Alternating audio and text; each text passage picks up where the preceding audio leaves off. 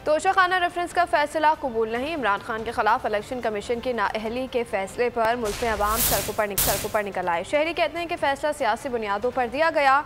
मुस्तरद करते हैं इस्लामाबाद, लाहौर, फैसलाबाद, कराची, पेशावर, कोयटा समेत बड़े शहरों में एहतजाजी मुजाहिरे हुए। अवाम ने टायर जलाकर सड़कें ब्लॉक कर दी। इलेक्शन कमीशन के खिलाफ शदीद नारेबाजी। सियासी केस, सियासी इलेक्शन कमीशन, सियासी फैसला।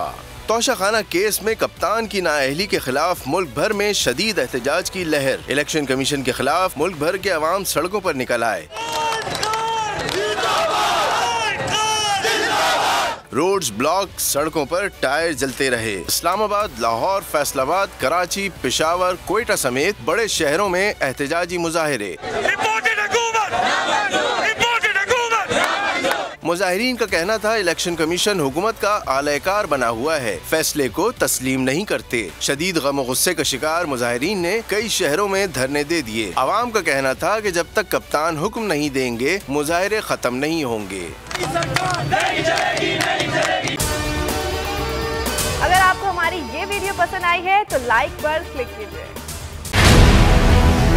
हमें भी पता है कि इलेक्शन कमीशन पीडीएम का विंग है, सिर्फ बोल दिखा रहा है कराची से पेशावर तक। इमरान खान को इलेक्शन कमीशन ने नाअहल करार दे दिया है। मुल्कीर एहतजाज बराह रास्त।